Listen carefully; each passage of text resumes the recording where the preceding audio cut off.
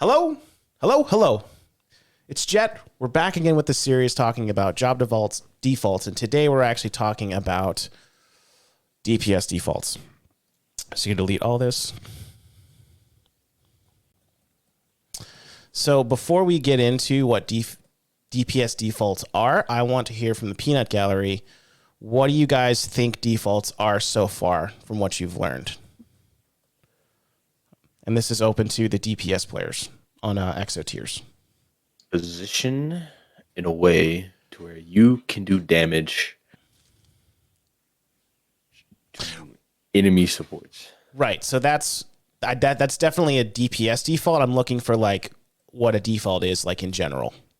Just your job, your role that you play with your character. Job, the actions you take to win the game. To be fair, though, for the perspective of DPS, you guys, pretty impressive. Well, I already heard that from with Jet. So yeah, I think I've worked with both of them at this point now, so this should go relatively smoothly. Success on both parts, then. Okay, so now that we kind of have a better understanding of what defaults are, let's actually get into DPS defaults. Last time we talked about tank defaults, but now we're actually talking about DPS defaults. So we already said one, which was lane control. What exactly is lane control? You gotta keep them where they are. You can't let them push up or get too far away, so they kind of just bunker down. Keep them not there's like a nice middle zone, I would say, where you want to keep them. Okay. Yeah. Anyone else? It's being able to take control of the big sight lines of the map and being able to make sure that they are yours and the enemy isn't taking advantage of the flanks, rotations, anything like that, or getting able to set up. Right. So I think in a really general sense, it's basically creating and denying opportunities. You guys see what I'm saying here? Yeah. So we can create, if we control a lane, we can create an opportunity to do damage to the enemy backline. If we control another lane, we can deny another DPS from attacking our backline. What's another default? Really, really easy one. It's literally in the name. damage. Do damage. Do damage. And there's another one. Make use out of the space your tanks give you. I think that goes with do damage and lane control. This has to do with Target prioritization. Epics. Kill whoever's dies first. Okay, I think that falls under do damage. So the reason why, so I'm just gonna say it's cooldown management, and the reason why cooldown management doesn't directly fall under do damage is because there are cooldowns that exist that essentially create opportunities for you guys to go do damage or have more lane control. It's a very important thing. So a Sombra hack, it doesn't necessarily do damage, but it creates opportunity, right? Yeah. Maywall doesn't do damage, but it creates opportunity. So, Tex, is there any other defaults that I'm missing? Honestly, I'm fairly impressed with everybody's understanding so far. I would say you do have one other job, and that is the fact that you are also capable and obliged to protect your own supports. But that's hero specific. Depends on who you're playing. And there's also just the difference between applying pressure consistently versus applying pressure when it's required. Not every character can apply constant pressure like an Ashe, right? Ashe can just shoot down lane and then reload and then just constantly apply pressure, whereas Doomfist is much more restricted to his cooldowns. So those two other things to keep in mind is how you control your lane is going to vary from character to character, and the fact that you also have a role in protecting your supports if you're playing a comp that revolves around that idea. So I think peeling actually is going to follow under lane control as well, because what lane control does is that it further defines your job. For sure. Because it tells you. I just like to be specific of it. And having awareness of lanes tells you what's going on in the field. So if you're noticing that your Reinhardt's dying a lot and your Anna's appearing in the kill feed a lot, you might want to pay more attention to your Anna. That is going to fall into your DPS job as a DPS, because MS isn't doing it. Main sport's not doing it. So they need help. And it happens. I play MS myself. So sometimes I can't keep my Zen alive. It happens. Okay. Anything else before we move on? Because now we're actually going to start breaking down heroes. And that's probably where the chunk of our time is going to be spent, because DPS, there's a shitload of them. There's so many of them. They all do different things. And do you guys also see where this is going, by the way? Like why we're spending so much time on defaults? Yeah. Mm-hmm. So one of the places that it's going is that we're building up to be able to talk about the 3 basic comps: brawl, dive, and spam. But in order to be able to talk about that, we have to know the basic defaults or jobs of each of our roles. And that can help us with hero selection in that type of comp that we want to run. Okay? Yep. So it's all building up to something. All right. So save this guy.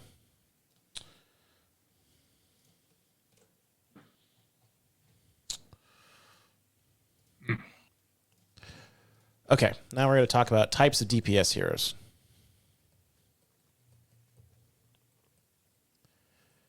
All right. What's the first type? What's one of the types? Hit scan. Hit scan. What's another? Flex. Style.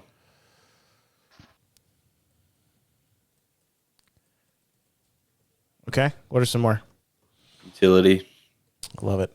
I love it.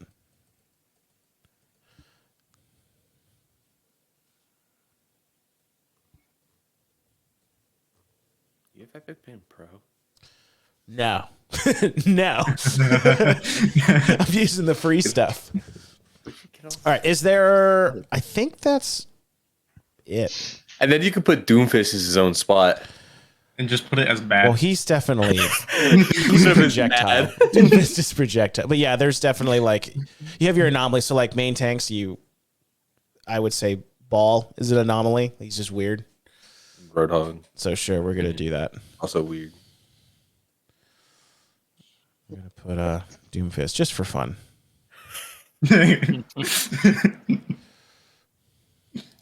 Okay, what are some of our hit scan heroes? Widow, Ash, Cassidy, Tracer, technically, Sombra, technically. Sombra falls under utility more. I'm just talking about her gun. Yeah, I'm going to put Sombra here. Yeah. Soldier. Soldier.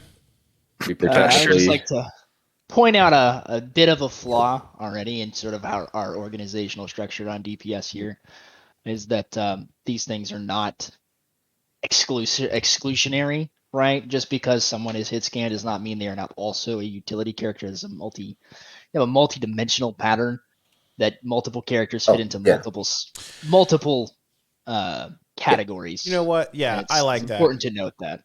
I like that. We're going to start over. So if you'll let me give my little spiel on it.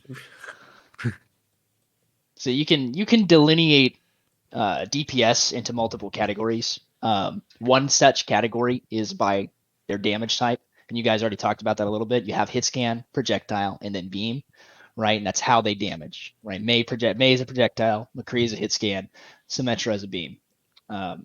Each of those interact differently with different other abilities, so it's important to note how those things are different. Then you also have damage range, right? You have close, mid, and long, and then you also have characters like Doomfist, who is almost entirely melee. But for simplicity's sake, he would be in that close category because he does still have some slight mid advantage with his mobility and his primary fire. Finally, you have style, right? How you play your character.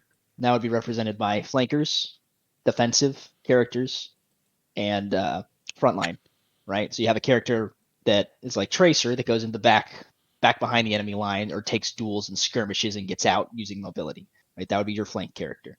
Defensive characters would be something more like McCree or May, who have stopping power and slight tanking capacity to support your back line, and protect them against high mobility characters. And then similarly, frontline characters would be like Soldier or Reaper. They're typically up with the tanks, right? They're going to be applying consistent pressure on the enemy team, securing space that the tanks take, and then opening up opportunities by just applying consistent pressure. All of this is going to be relative to the map that you're on, the composition that you're running, as well as what the enemy team is doing themselves on a moment-to-moment basis. So it's important to know that all of that is completely dynamic, but there are certain characters that adhere to, pretty rigid structures. Like you would not be playing Tracer as a sniper in any situation ever, right? You just wouldn't, right? You wouldn't be playing Doomfist as a sniper. So they're almost always going to be put in that sort of flanker utility character role. Would sniper count as a type of style for DPS? Yeah, I would not say so. Flank. I would not say I would sniper put that is under its flank. own thing. Because I they're would going to say, be like, taking a very long off angle to be able to get picks. Because snipers, True. yes, snipers provide utility by literally inciting fear in the enemy team, right? If you are really good and you've already shown that you can hit heads, they're going to avoid walking into your sight lines. So then now a Widow can control an entire lane by herself simply by existing at the back of it on your side. That's utility. That's a lot of utility. You're not particularly defensive as a Widow, but you could also kind of view that as a frontline position because the moment your tanks go in, they make space and you just instantly pop someone. So let's actually talk about Soldier for a second, because the main point of this, most versatile character in the game. The main point of this is that there's heroes that do a lot of these things mediocrely, and there's heroes that do a lot of these things really well, but other things really poorly. So let's talk about the difference between Soldier versus Tracer. In a lot of compositions, Soldier and Tracer typically have been interchangeable. We've seen this time and again, like Season 1 Overwatch League with the Mercy meta. Soldier and Tracer were kind of, either played together or they were alternated based on the map, depending on how much range you wanted or how quickly you wanted to move in. But typically, Soldier has a range advantage over Tracer, but he's not quite as burst. He doesn't have the high degree of burst damage or burst mobility that Tracer does, which makes Tracer more adept at dive-centric compositions. She's very fast. She can get in or out very quickly. But another thing you have to remember is Tracer is very heavily dependent on cooldowns. You can't just be an aim god, go in, turn your brain off, and not think about what's happening. Like Jets mentioned before, you have to be very, very aware of everything that's going on around you as Tracer. You don't have to be quite as aware as Soldier, because you can post up on a corner as Soldier, look down an angle, and just run away whenever something threatens you. Tracer has less health, and Tracer's cooldown dependent to be able to get out of situations. So you have to remember that anytime you're ready to go in, think about, do I have recall? Am I going to have recall before I need to get out? Do I have enough blinks to get in, do damage, or kill something before my team shows up or before the enemy team shows up to stop me? These are things you have to constantly be tracking in the back of your head while you play. Yep, I like it. I love it. So I made a little list. So Soldier does a lot. So he's hit scan, but he also has a projectile. His rockets are projectile. He can fight close. He can fight somewhere between. He's not really good at fighting far. He can provide flank. He can flank. He can be defensive. He can provide utility with his heal pack. And he can frontline if that's what you need. But is he like the best at any of those things? No. No, he's just kind of like, if you don't know what to pick, just go Soldier and you'll figure it out as you go, and then you can get more information. Lord knows I do. So another thing with damn, I enjoy it. Another thing with Tracer is she's far more mobile, so she has a lot more utility.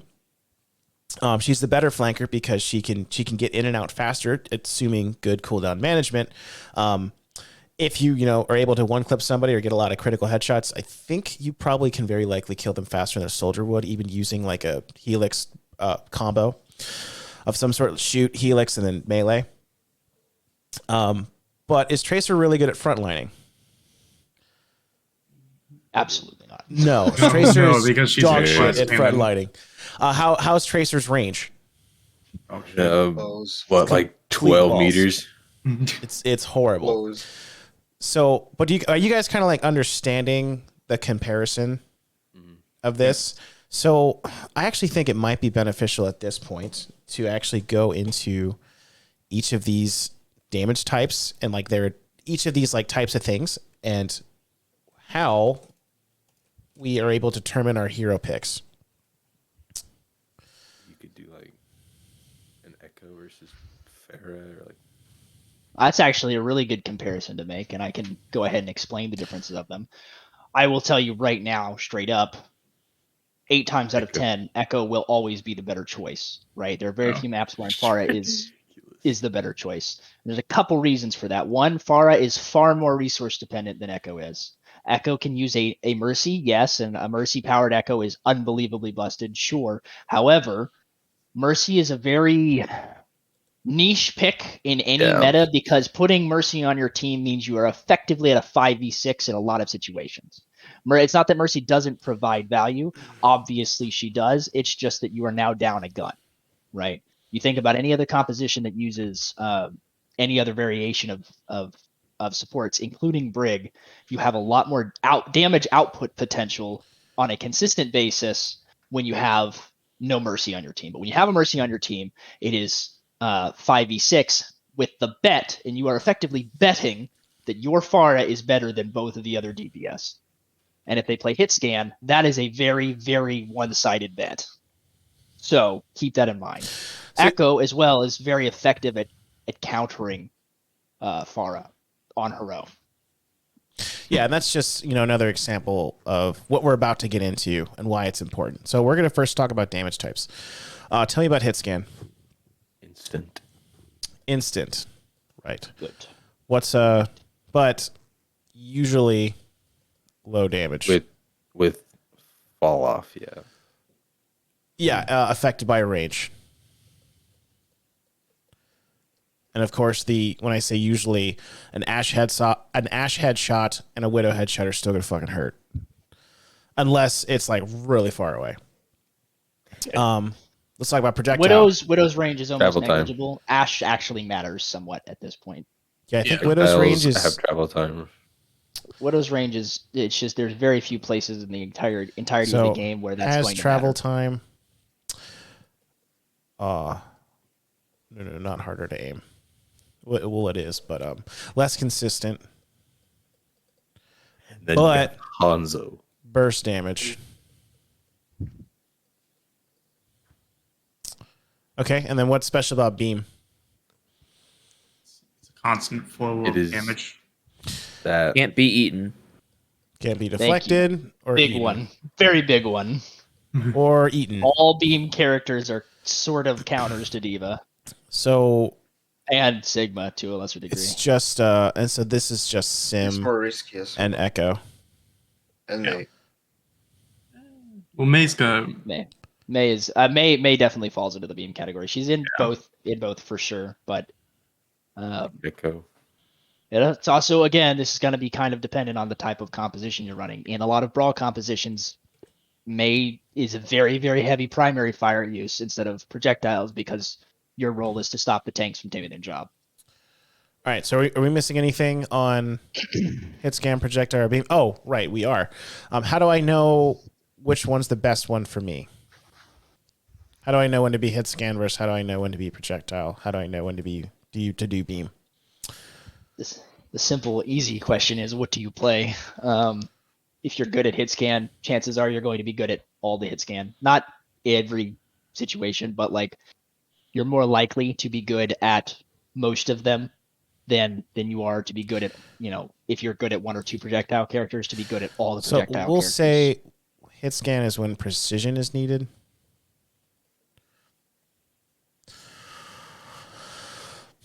Maybe. Precision is needed over consistency. And when damage is a major priority. Just play Hanzo, lol. Basically, Deem is a Diva, Genji, or Sigma is eating your ass. Or giving you trouble. Okay, and then, of course, all of this is contextual based. Because We are just starting very, very general, and we're working our way down. Contextual based. And so what do I mean when I say contextual based? It's based on the map and the enemy composition. Yeah, the map, your comp, your enemy's comp, and I'd also say like what value you want to give to the team. Right. / needs. So like if you're having a great time on Tracer, but your Zen keeps getting just fucked, maybe adjust play styles, which is the next thing we'll talk about. Anything else to add, Tex, before I move on? No, you're good. Awesome possum.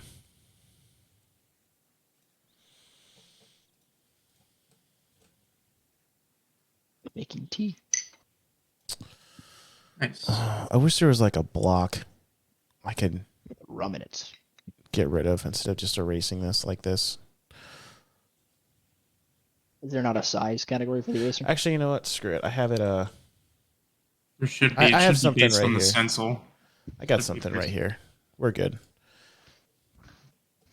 Okay, next thing we're going to talk about our styles. All right, just a reminder, we have flank, we have defensive. I want to change colors because I feel like it. Utility and frontline. All right, let's talk about flanks first because that's everyone's favorite. The Tracer. So yeah, Tracer, Genji, Doom. Doom, etc. Off-angling characters. Yeah, good for lane control. Solo lane control. That's the important part. Flankers are very good for solo lane control. Yeah, let's say Not solo. against multiple targets necessarily, but they can hold space by themselves. And they're not going to solo mid. unless Never. they're a god. Or just really, really, really stupid like me and Jay. Right. And me. And I would Pretty say good, too. they're high risk, high reward. Yeah. I agree. Favorite. High risk reward. Because you can Ultimate funny. yeah, so Oh, you go for a also flank just and you go for a pick, but then you also might get picked yourself. hyper mobile. Jet hyper mobile as well. Flankers.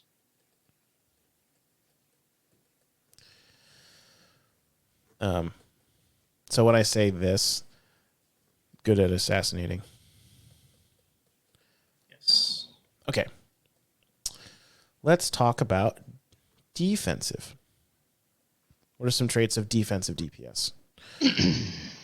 They're a little bit tankier. Okay. A little bit beefier. Yeah, so this would be like your Have Bastion, your Reaper. Can your Kree. survive longer.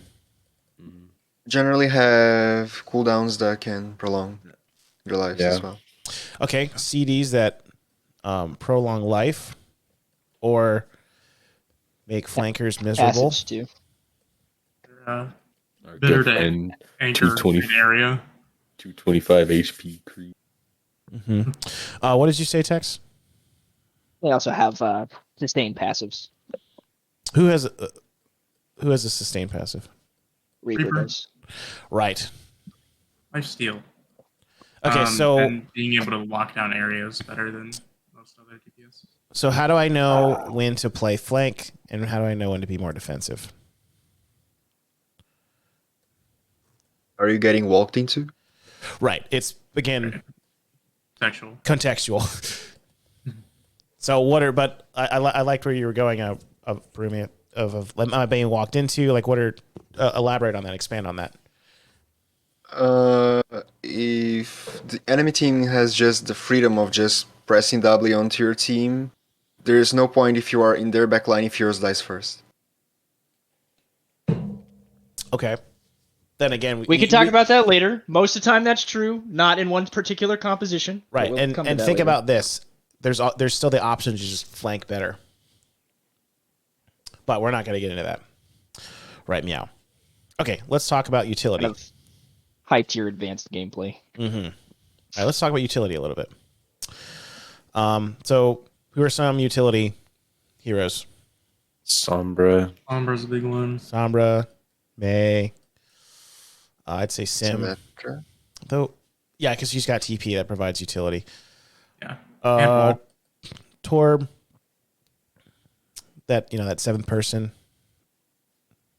So Would etc. Bob count?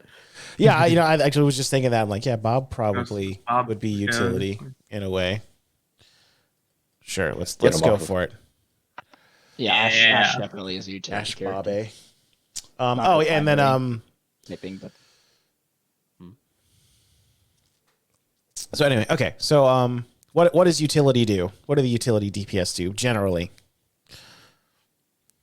They make opportunities for their team using Right. their cooldowns. I like that. I love that. It's like you've been listening. Yay. They create opportunities. Opportunities for good trades. And I mentioned trades in other videos. Are we tracking on what trades are? So you're trading Kind of like- you're trading your actions for results. Does that make sense? So you flanking into their backline as Tracer to kill the Zen, you are trading your time to get there, and you're trading your actions of shooting the Zen to try to get a kill on the Zen. And the resources of your abilities. Yes, exactly. And your cooldowns.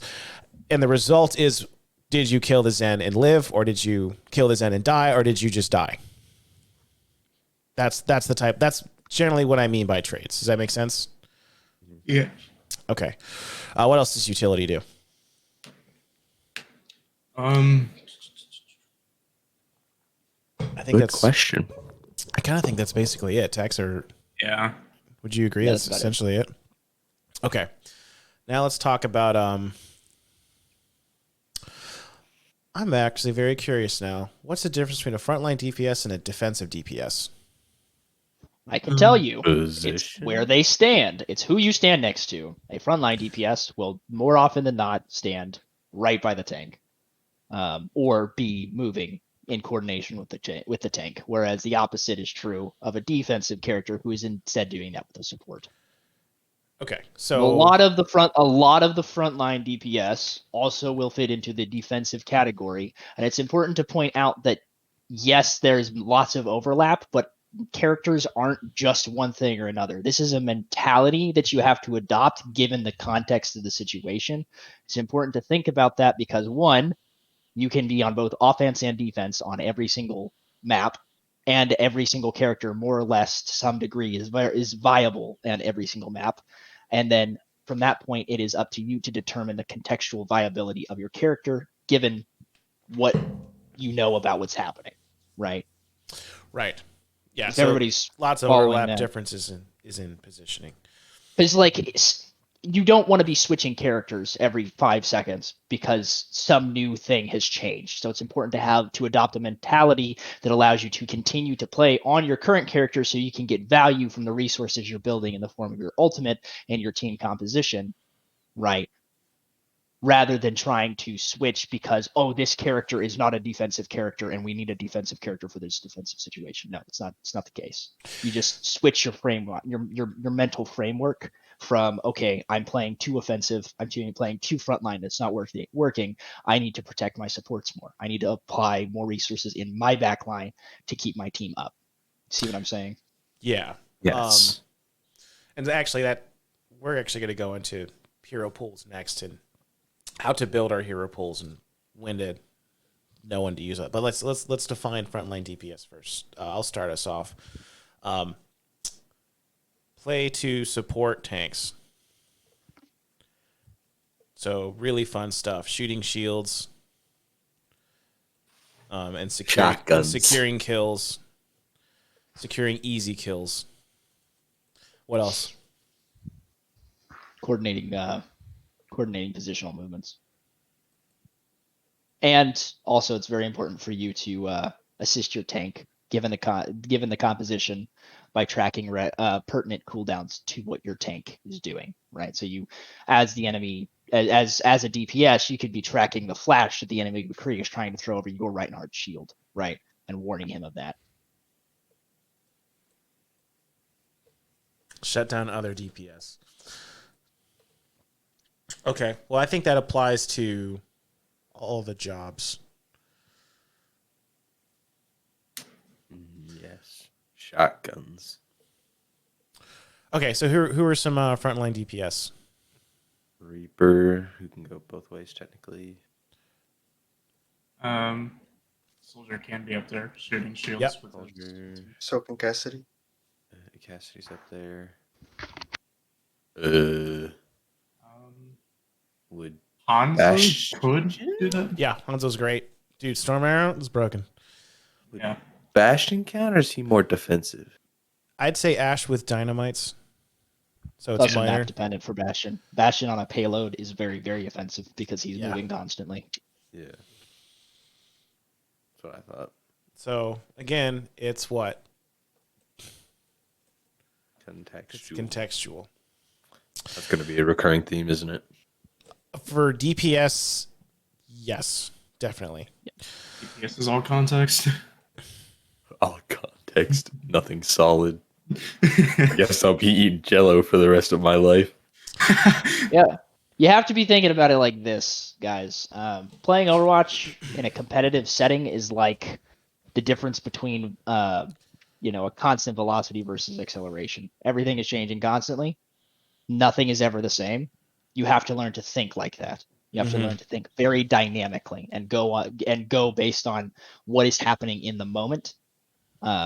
Because you can't. It's not as concrete and specific as like a similar game like Valorant, where there are only a set number of specific angles that can be covered at any given time, and then it's just prediction. It's statistics and prediction game. This is a lot more calculus and understanding what's happening in the now and what you need to do immediately after the now. So let's actually dive into a little bit on what context is. What do you guys think? So Tex kind of just told you. So what do you think context is? Being able to adapt to any of the given environments, such as map at the start of the game or whatever the enemy team picks. So I think adapt is The win conditions of the enemy team too.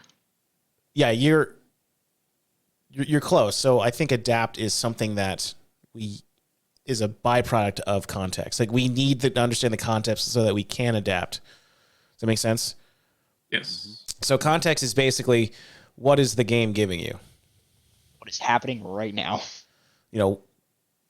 What's going on? Am I allowed So- to exist? What is your team doing? What is their team doing? What are they trying to do? Where is everyone? Right. What is the other team trying to do?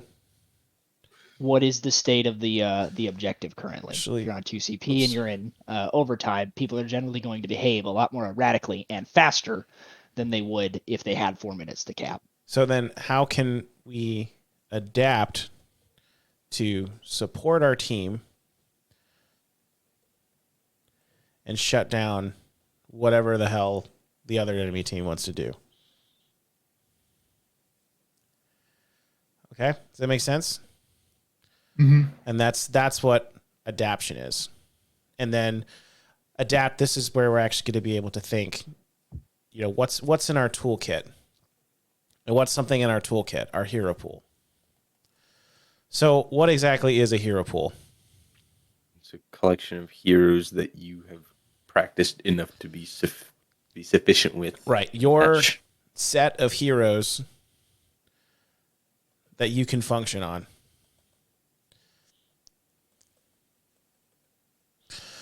Now, why is talking about hero pools important for DPS? There's a lot of options. And Yeah. Yeah, there's a lot of DPS. So it's very common for a support player to have all the supports in their hero pool, or same thing with the tank player. But if a DPS player rolls up to you and says they can play every DPS heroes, you should be like, fucking bullshit. You're either a fucking god or you're full of it. You capping. Or your definition of good is different than my definition of good. Remember the soldier analogy. from earlier. Just because you can do everything doesn't mean you're doing it to the same degree as another character. So in this is the hardest part about DPS is all the heroes. Because tank and support, we got like 6, 7. There's not a lot of them, but there's a lot of DPS. And as the meta shifts, it's like, okay, well, actually, soldier's now bad. We now need Junkrat and Sim all the time, even outside of Lijiang. So it's your job as the DPS players to adapt to that. Ew. And word of advice on that is 3 and 4 are really good numbers for you to think about for your hero pools. You want to play 3 to 4 characters. Playing any more than that, you're going to be stretching your time between practicing each of them to the point that you're not going to really get effective practice on all of them. And less than that, and like Jet said, you risk being shuffled out of the meta. so, yeah, let's talk about that. So the general advice is 3 to 4. Like just pick those, and that's what you stay with. Why do you guys think it's 3 to 4 and not like 1 to 2 or 17? Because if you have too little options, you can't adapt to given situations. Right. And if you have too many options, well, then you don't Too have low, enough time. you're gonna to get practice. countered. You're gonna get countered. You get stuck in gold. Too high. But I need to put a caveat. Unless you are good at style. You guys know what I mean by That's that? a very important thing. Like if you're a really good like flanker, like you understand the mentality of either flanking or you understand the mentality of frontlining, then you can kind of just slot into any of the DPS that fall into that category generally pretty well because you know what your job is, even if you're not as mechanically proficient as someone that practices Tracer 900 hours a day. Right. At the end of the 900 day, hours a that day. Tracer's still going to get shit on by a McCree that times their flash correctly. Right. So, I mean, why are there Bastion and Sim 1 tricks in GM? The answer is that they're able to adapt at the attempted counters of the enemy. So if our hero count's too high, you're going to get out mechanic because you don't know what the fuck you're doing on that hero. Again, unless your meta knowledge or your macro is insane and you know just enough on that hero to do the job. Does that make sense? Mm-hmm. So I actually think 3 to 4 isn't exactly accurate. I think it's more on the lines of just enough to where you are valuable. Not about what you know, it's about how well you can apply what you know, even if you know less than somebody else. Right. Because you can, if you know the jobs and how the cooldowns work of 7 heroes and like you're fine with that, you know, that's okay. That's cool. That's what I do. But so does that make sense with defining hero pools? Yes, it does.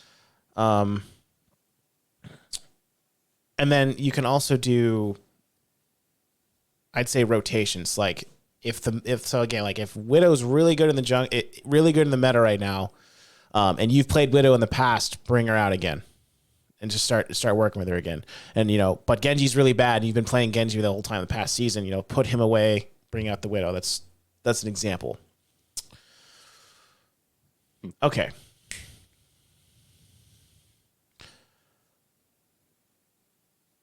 So, next thing we're going to talk about, and I think we're getting close to the end here. What am I doing? Oh yeah, I'm doing this.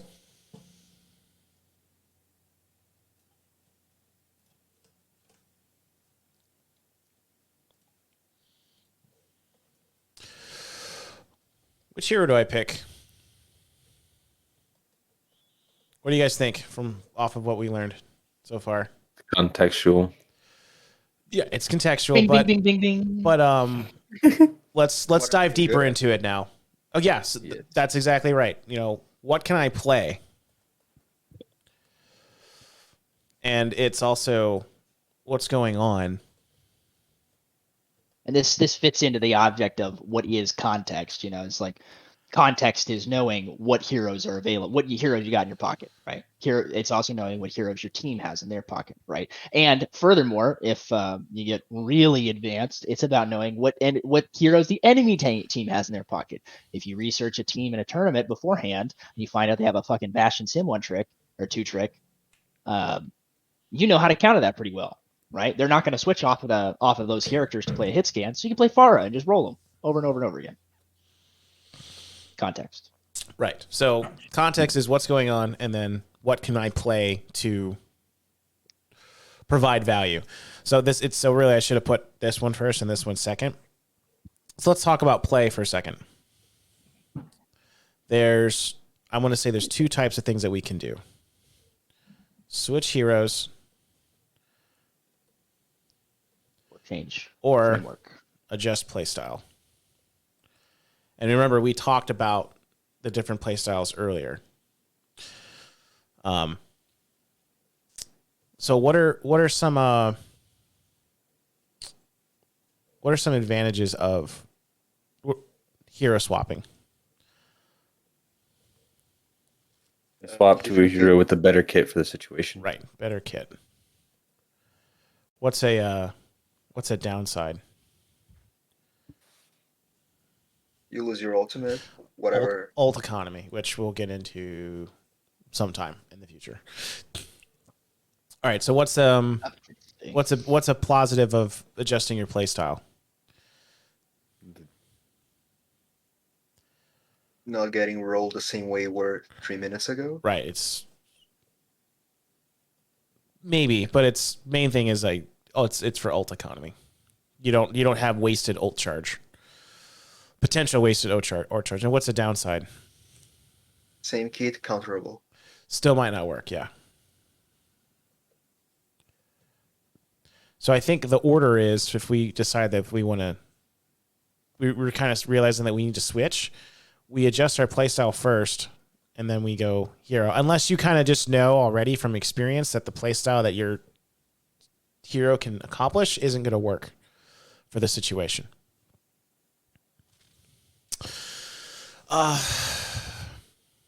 Tex, I feel like I'm missing something overall when it comes to DPS defaults.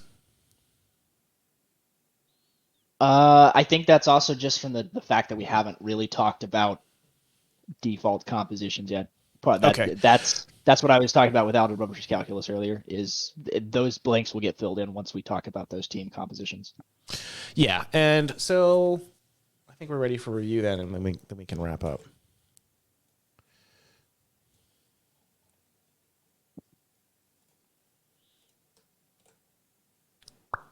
I will say one thing that's important, and this is a good preface before we go into the idea of the three main compositions. Rarely, if ever, do DPS actually determine what composition you're playing. DPS are very flexible because you have all these options.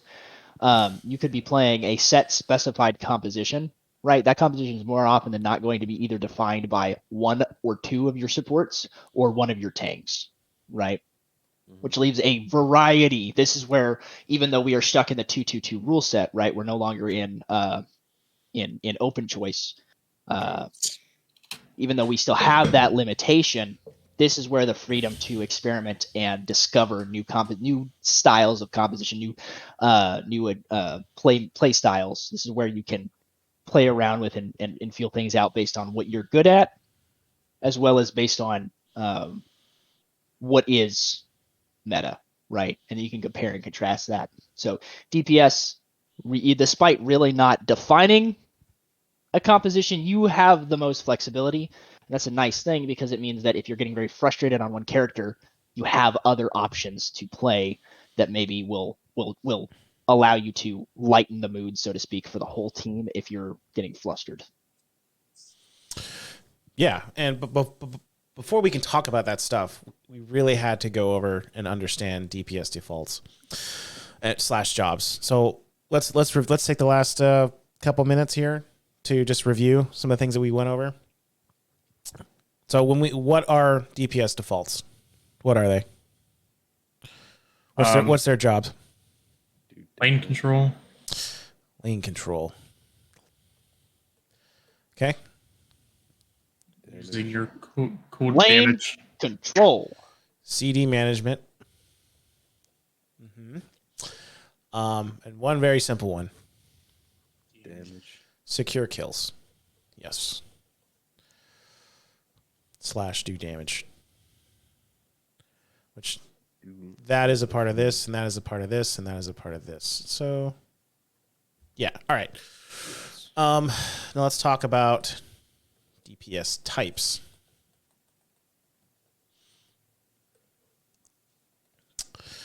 What were the main ones? Like hit scans. So weapon type, projectile, hit scan, whatever. Offensive, defensive, flank. I know style was one of them. Yeah, offensive and defensive falls into the style. So the typing for your DPS are going to be damage type, how you do your damage, style of play, and then the third one, my paperwork. Where's my paperwork? Position? Range. Position, yes, position would fall under that category. It's like Yeah. how far away you can be while That's doing your right. job. Range. And this was a big one that we talked about. And we talked about there was 4 styles. Do you remember them? It was offensive and defensive. Offensive. So we had front line. Line. Defense. Then we had Util and flank. util. Yep. And I'm just going to pick a color.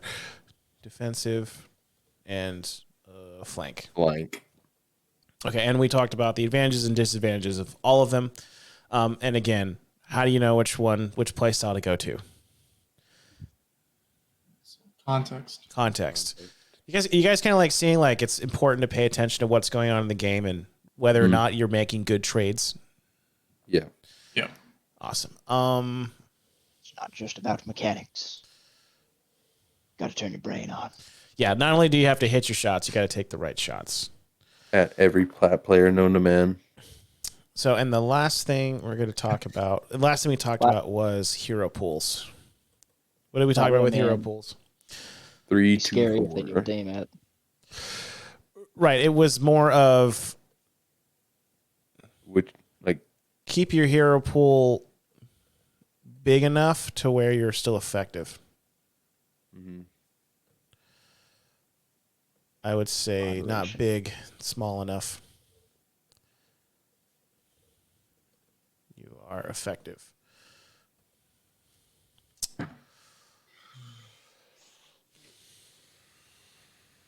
Oh, and there was one other thing. We also talked about context. So what is context? What the game is giving you. What is the game giving you? Right. Let's just call it information. What does your team need? What can you provide? From you. How can you shut down the enemy team?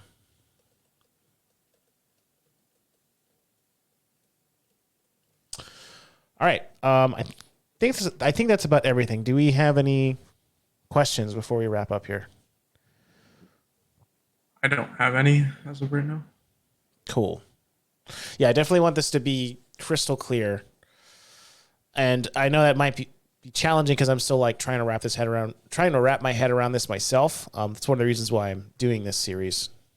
Because if you want to learn something, you teach it.